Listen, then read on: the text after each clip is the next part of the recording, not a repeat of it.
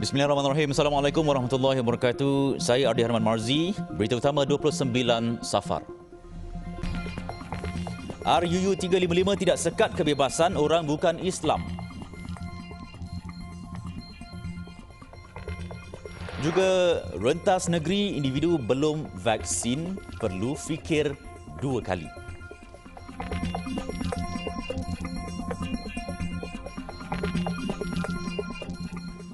Penggubalan rang undang-undang Mahkamah Syariah RUU 355 dan RUU Akta Kawalan dan Sekatan Pengembangan Agama dalam kalangan orang bukan Islam, orang Islam bukan bertujuan menyekat kebebasan beragama bagi penganut bukan Islam. Menteri di Jabatan Perdana Menteri Idris Ahmad berkata kedua-dua RUU berkenaan hanya terpakai kepada penganut beragama Islam sahaja. Sebenarnya ialah rang undang-undang ini ialah merupakan sekatan pengembangan doktrin atau kepercayaan agama dalam kalangan orang Islam sahaja. Rang undang-undang ini bukan bertujuan untuk menyekat kebebasan beragama dari kalangan orang-orang bukan Islam. Orang-orang bukan Islam bebas untuk nak menyebarkan agama mereka dari kalangan mereka, tidak dari kalangan orang-orang Islam. Beliau berkata demikian ketika menjawab pertanyaan Ahli Parlimen PH Bukit Bintang Fong Kui Lun yang mempertikai kewajaran undang-undang tersebut dilaksanakan, sedangkan secara jelas menyatakan Islam adalah agama persekutuan pada sesi jawab lisan di Dewan Rakyat hari ini. Terdahulu Idris Ahmad berkata jawatan kuasa teknikal sudah menubuhkan jawatan kuasa kecil khusus bagi meneliti lebih mendalam mengenai RUU kawalan ini dan mencadangkan penambahbaikan terhadap rang undang-undang tersebut bagi memastikan ia selari dengan perlembagaan. Beliau berkata RUU itu akan dibentangkan dalam persidangan penyelarasan Undang-Undang Syarak dan Sivil Negeri pada 12 hingga 14 Oktober ini selepas dimuktamadkan jawatan kuasa teknikal Undang-Undang Syarak dan Sivil JAKIM. Kerajaan akan meneliti semua aspek keselamatan dan risiko yang ada terlebih dahulu sebelum memutuskan untuk mengadakan pilihan raya negeri PRN Melaka. Menteri Kanan Pertahanan Datuk Seri Syamsuddin Tun Hussein berkata keputusan tersebut memerlukan pandangan segala kepakaran yang melibatkan Majlis Keselamatan Negara MKN, Suruhanjaya Pilihan Raya SPR dan Kementerian Kesihatan KKM. Memetik laporan portal Al-Hijrah Online, Datuk Seri Hishamuddin berkata kerajaan belajar daripada apa yang berlaku dalam PRN Sabah dan menyaksikan kesannya. Menurutnya, agenda kerajaan adalah untuk menyelamatkan rakyat. Jelasnya, Suruhanjaya Pilihan Raya SPR akan menentukan keputusan itu selepas perkara ini dibawa kepada pimpinan tertinggi. MKN juga telah diarah untuk menemui pihak berkenaan termasuk KKM. Semalam, Dewan Undangan Negeri Dun Melaka dibubarkan berkuat kuasa Isnin lalu selepas mendapat kelulusan yang di-Pertuan Negeri Tun Muhammad Ali Rustam. Speaker Dun Melaka Datuk Seri Abdul Rauf Yusof berkata pembubaran Dun dibuat selepas 4 ahli Dun menarik sokongan terhadap Ketua Menteri Melaka Datuk Seri Sulaiman Mat Ali. Dalam pada itu, risiko lonjakan kes harian COVID-19 dibimbangi akan berlaku sekiranya pilihan raya negeri PRN Melaka tetap dilaksanakan dalam tempoh terdekat. Pakar Virologi Universiti Malaya UM, Profesor Dr. Sazali Abu Bakar berpandangan pasca PRN Sabah September tahun lalu seharusnya menjadi pengajaran. Ini kerana risiko jangkitan tetap berlaku memandangkan faktor utamanya adalah pergerakan manusia dan bukannya bagaimana COVID-19 diuruskan. Jelas Profesor Dr. Sazali, rakyat Malaysia perlu bersiap sedia dengan sebarang kemungkinan jika PRN Melaka tetap dilakukan dalam tempoh 60 hari selepas pembubaran Dewan Undangan Negeri DUN, meskipun pihak Suruhanjaya Pilihan Raya Malaysia SPR menetapkan prosedur operasi standard SOP yang ketat. Cadangan untuk menjalankan pilihan raya, kita sudah tentunya akan menghadapi risiko lah apa yang berlaku dengan pilihan raya Sabah lalu berulang balik. Ya, kita mesti ingat Melaka ni adalah sebuah negeri yang kecil yang mana penduduknya tidak sahaja tinggal di Melaka. Penduduk yang warga Melaka mungkin duduk juga di negeri-negeri lain. Ya, dan apabila mereka ini kembali nanti, mereka ini mungkin membawa jangkitan atau juga membantu menularkan jangkitan pada tempat-tempat yang lain. kita sih maklum Melaka sekarang ini kadar jangkitan hanya dalam sekadar 100 atau 200 ya. Tetapi apabila ada pergerakan manusia yang ramai, yang mereka mungkin akan turun. Ya. Jadi penularan boleh berlaku. Sazali juga menyuarakan kebimbangan walaupun kadar vaksinasi lengkap bagi populasi dewasa mencapai 88.5%, namun risiko penularan dan jangkitan secara mendadak tetap akan berlaku. Kita mesti ingat walaupun kadar vaksinasi telah meningkat hampir mencecah 88%, tetapi tidak bermakna mereka yang telah mendapat vaksin ini kebal dari jangkitan, ya, kerana mereka yang telah mendapat vaksin juga boleh dijangkit, ya, dan boleh menularkan. Kita terutamanya daripada golongan yang mempunyai comorbidity atau faktor-faktor yang boleh menyumbang kepada penyakit yang lebih teruk. Ya. Contohnya mereka-mereka yang ada kekencaman darah tinggi, kanser dan sebagainya. Begitu juga golongan-golongan yang telah berumur. Ya. Sazali juga berpendapat PRN Melaka tidak wajar dilaksanakan dan perlu diteliti semula, lebih-lebih lagi apabila membabitkan hak dan kewajipan pengundi yang segelintirnya menolak atau belum menerima vaksin. Semalam, Ketua Menteri Melaka Datuk Seri Sulaiman Mat Ali dilapor menasihatkan Yang di-Pertuan Negeri Melaka Tun Muhammad Ali Rustam membubarkan Dewan Undangan Negeri DUN berkuat kuasa kemarin susulan kemelut politik yang tercetus di negeri itu. Pembubaran itu susulan Datuk Seri Sulaiman Mat Ali hilang majoriti sokongan selepas 4 ahli Dewan Undangan Negeri ADUN daripada blok kerajaan menarik sokongan terhadap kepemimpinannya.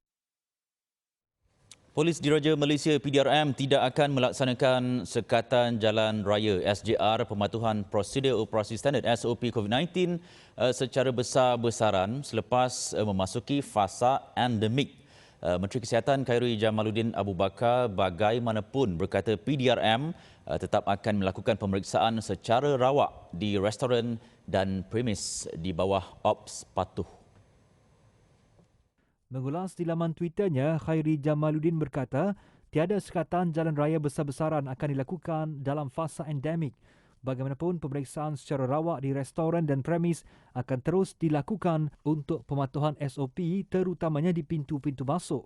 Menurutnya, ketika negara beralih ke fasa endemik, pihak berkuasa tidak boleh mengatur sekatan jalan raya untuk melihat sama ada seseorang itu telah divaksinasi atau melakukan ujian saringan.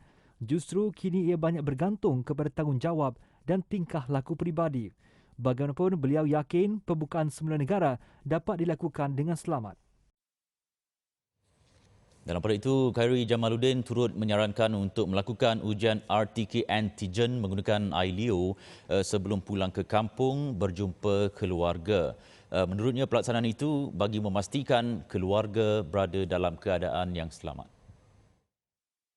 Menurut beliau, ketika ini hanya tinggal 1.6% lagi kadar vaksinasi populasi dewasa negara mencapai 90%, sekaligus membolehkan sempadan antara negeri dibuka. Justru Khairi Jamaluddin menyarankan orang ramai untuk melakukan ujian saringan COVID-19 dengan lebih kerap selepas kebenaran rentas negeri diumumkan. Katanya langkah tersebut penting terutamanya mereka yang berada dalam persekitaran hubungan dan mobiliti tinggi. Menurutnya, Kementerian Kesihatan Malaysia KKM kini telah beralih kepada ujian simptomatik dan mendorong orang yang berada dalam persekitaran hubungan serta mobiliti tinggi untuk melakukan ujian secara berkala. Hari ini, seramai 20,698,852 atau 88.4% populasi dewasa negara sudah lengkap menerima suntikan dos vaksin. Baik, individu yang masih belum mendapatkan suntikan vaksin termasuklah golongan anti-vaksin diminta untuk berfikir 2 kali sebelum melakukan aktiviti rentas negeri yang dijangka bakal diumumkan tidak lama lagi. Itu saranan pakar virologi Universiti Sains Malaysia USM Profesor Madya Dr. Yahya Mat Arif selepas melihat golongan berkenaan berisiko tinggi untuk dijangkiti virus COVID-19 yang membolehkan mereka mengalami gejala yang teruk. Tetapi perlu diingat, virus COVID-19 berada di mana-mana sahaja. Sesiapa sahaja boleh dijangkiti. Oleh demikian, saya lebih bimbang kepada kemungkinan keselamatan golongan yang tidak mahu mengambil vaksin atau mereka yang masih mengambil sikap tunggu dan lihat untuk divaksin. Kedua-dua kumpulan ini mempunyai risiko yang tinggi yang melibatkan kesan jangkitan pada kategori 3, 4, 5 atau kematian berbanding mereka yang telah lengkap vaksin. Jelasnya golongan berkenaan perlu menitik beratkan risiko yang bakal dihadapi sekiranya masih mahu merentas negeri. Dalam pada itu, beliau juga menasihatkan individu yang mahu mengambil peluang merentas negeri untuk melihat beberapa faktor lain supaya kesihatan dan keselamatan diri dapat dijaga semasa pulang ke kampung. Sebagai contoh, penggunaan ICU yang masih lagi pada peratusan yang tinggi iaitu 63%. Penggunaan katil hospital yang masih pada 69%. Terdapat 5 negeri, Pahang, Kedah, Perak, Kelantan dan Sabah yang mempunyai liputan vaksinasi dewasa di bawah 80%. Perkara-perkara ini perlu dilihat. Kita pula baru memulakan vaksinasi kepada kumpulan remaja dan hanya 3.8% sahaja yang telah menerima 2 dos. Tambahnya, situasi kanak-kanak di bawah 12 tahun yang tidak boleh menerima vaksin juga perlu diambil kira oleh setiap individu yang mahu melancong atau sebagainya. Justru beliau berharap kesemua individu yang akan merentas negeri untuk melakukan dengan penuh bertanggungjawab dalam menjayakan kebenaran rentas negeri tanpa menyebabkan kenaikan kes berlaku semula. Dalam pada itu, Mesyuarat Jawatankuasa Khas Pengurusan Pandemik COVID-19 hari ini bersetuju untuk membenarkan peralihan fasa Pelan Pemulihan Negara PPN kepada Johor dan Pahang. Bermula 8 Oktober ini, Johor beralih daripada fasa 2 ke fasa 3, manakala negeri Pahang daripada fasa 3 ke fasa 4.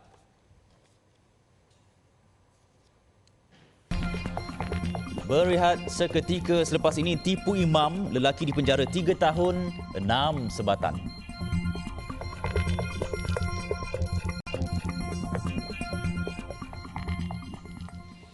Seorang peniaga dalam talian dijatuhi hukuman penjara 3 tahun dan 6 sebatan oleh Mahkamah Magistrate Kota Baru hari ini atas 6 pertuduhan memperdaya seorang mangsa yang juga imam masjid. Antara 9 Ogos hingga 12 September lepas, tertuduh Shah Jahan Sazali, 36 tahun, mengaku bersalah dalam 6 pertuduhan yang dibacakan jurubahasa di hadapan Magistrate Muhammad Izham Naim Ceani. Mengikut pertuduhan pertama hingga ke-6, tertuduh didakwa menipu mangsa yang juga bakal bapa mentuanya, Mat Rozali Botok, 65 tahun, dengan memperdayakan mangsa dengan menjalankan perniagaan emas yang tidak wujud, menyebabkan mangsa menyerahkan wang sebanyak RM24,200. Perbuatan itu dilakukan tertuduh antara 9 Ogos hingga 12 September lalu di Pangsapuri Bandar Baru Kubang Kurian, Kota Baru. Kesalahan itu didakwa mengikut Seksyen 420 Kanun Keseksaan dan jika sabit kesalahan boleh dipenjara tidak kurang setahun. Jenis ganja ataupun marijuana ganja. Anggaran berat 62 kg yang bernilai anggaran nilainya RM250,000 lebih kurang lah. Beliau berkata demikian dalam sidang media di IPK Perak di Ipoh hari ini. Menurut Datuk Mior Farid Al-Atrash, hasil tangkapan itu, polis melakukan serbuan susulan terhadap sebuah rumah di kawasan Lahad dan merampas sejumlah lagi dadah selain menahan 2 wanita tempatan masing-masing berusia 26 tahun serta warga Indonesia berusia 21 tahun. 1,400 biji pil disyaki pil kuda seberat 161 gram serta ganja seberat 2.05 gram bernilai RM28,102.50 berjaya dirampas dalam serbuan susulan itu. Polis juga menyita sebuah lori dan kereta di samping 2 motosikal serta barang kemas. Dalam kedua-dua serbuan itu membabitkan nilai sitaan RM86,663. Kesemua suspek direman 6 hari bermula semalam untuk siasatan mengikut Seksyen 39B Akta Dadah Berbahaya 1952 yang membawa hukuman mati mandatori. Seludup dadah guna kurier di Singapura untuk dihantar ke negara-negara Eropah. Itu modus operandi satu sindiket pengedaran dan penyeludupan dadah untuk pasaran tempatan dan antarabangsa. Sindiket itu tumpas susulan penahanan 5 individu dalam beberapa siri serbuan pada 24 hingga 28 September lepas. Timbalan Pengarah Narkotik Bahagian Pelucut Hakan Harta Perundangan Tahanan Jabatan Siasatan Jenayah Narkotik Bukit Aman, Datuk Abdul Aziz Abdul Majid berkata, 5 suspek berusia 21 hingga 71 tahun termasuk 4 wanita ditangkap di Kuala Lumpur dan Selangor. Turut dirampas pelbagai jenis dadah bernilai 4.9 juta ringgit. Kegiatan jenayah ini dikesan hasil perkongsian maklumat Central Narcotics Bureau CNB Singapura. Kita percaya mastermind dia masih di luar sana. Masih di luar. Okay. Yang kita tangkap ni, kita tengok dia orang ni memang berperanan secara langsung, okay, dalam penghantaran dadah-dadah ni ke negara saya sebut tadi kan. Sindiket yang aktif sejak awal tahun ini juga didapati memiliki makmal mini selepas polis menemui peralatan memproses dan membungkus dadah sendiri. Hasil rampasan dadah berkenaan boleh dibekalkan kepada lebih 193,000 orang penagih. Saringan air kencing ke atas semua suspek didapati negatif dan mereka juga tidak memiliki sebarang rekod jenayah. Turut disita 3 buah kenderaan bernilai RM250,000 dan wang di dalam 11 buah akaun bank bernilai lebih RM426,000. Kesemua suspek direman 12 hari hingga 8 Oktober ini bagi membantu siasatan. Hasil penyelidikan yang dijalankan sejak 10 tahun lalu, Institut Penyelidikan dan Kemajuan Pertanian Malaysia atau MARDI berjaya merungkai khasiat limau kasturi yang kaya dengan antioksidan. Penemuan itu menghasilkan minuman Cellcoat yang tergolong dalam kategori ubat tradisional dan sesuai diamalkan untuk kesihatan.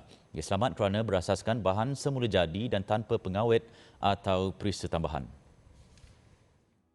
Penemuan terbaru MARDI yang selama ini bertanggungjawab dalam penyelidikan dan pembangunan R&D berkaitan hasil pertanian tempatan, satu kebanggaan buat Kementerian Pertanian dan Industri Makanan, MAFI, malah hasilnya dapat memberi manfaat kepada masyarakat. MARDI telah menjumpai bahan Florentine G di dalam limau kasturi. Jadi bahan Florentine G ini menunjukkan sifat antioksidan yang amat tinggi dan yang kita gunakan adalah kaedah pengekstrakan yang optimum.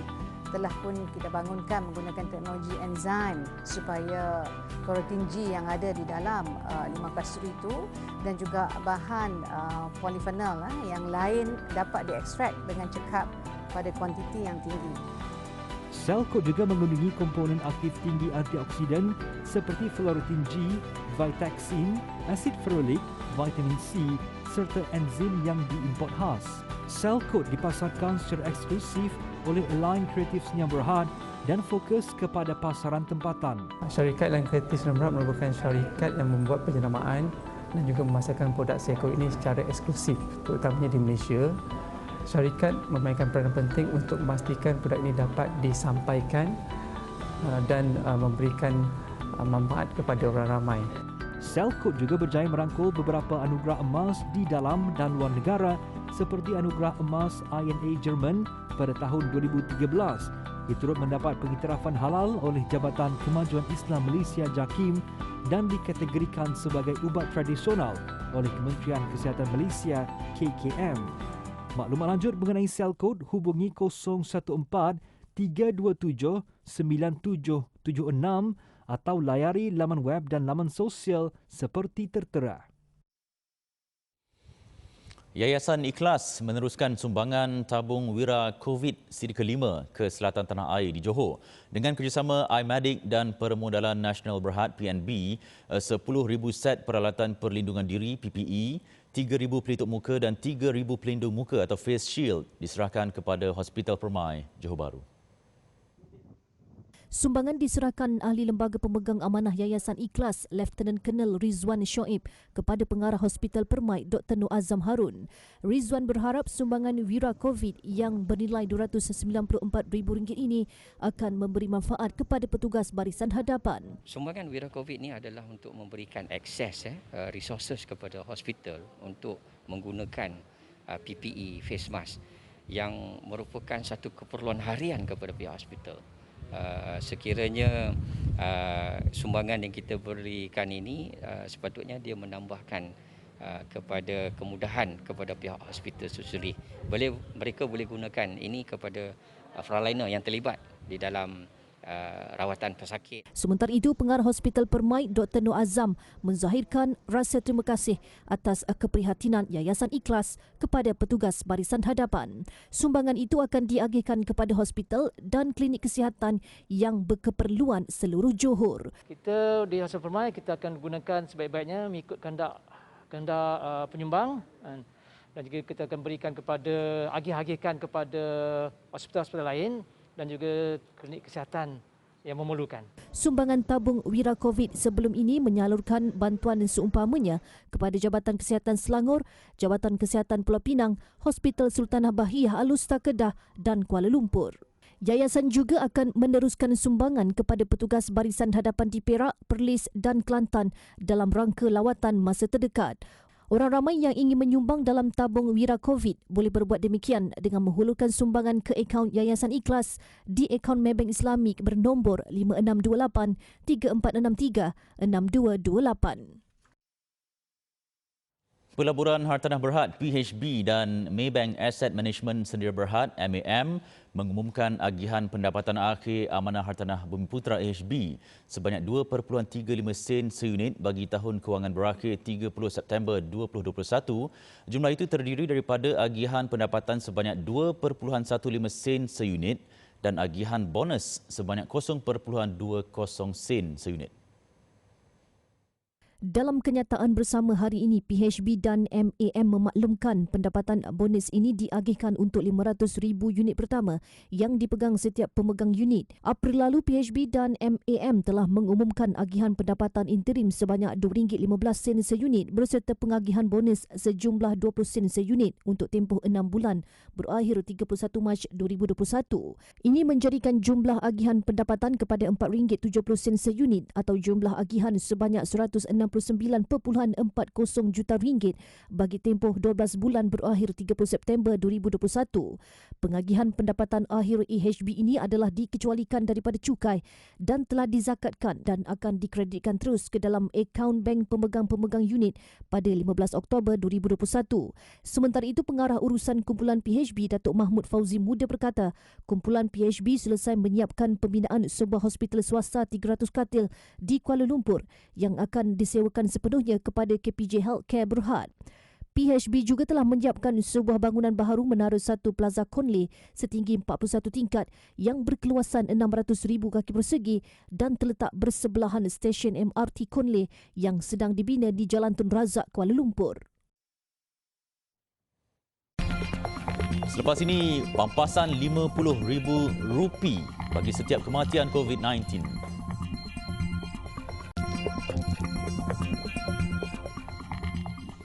Mahkamah Tinggi India memutuskan pembayaran pampasan sebanyak RM50,000 bersamaan RM2,802 Malaysia kepada waris bagi setiap kematian akibat COVID-19.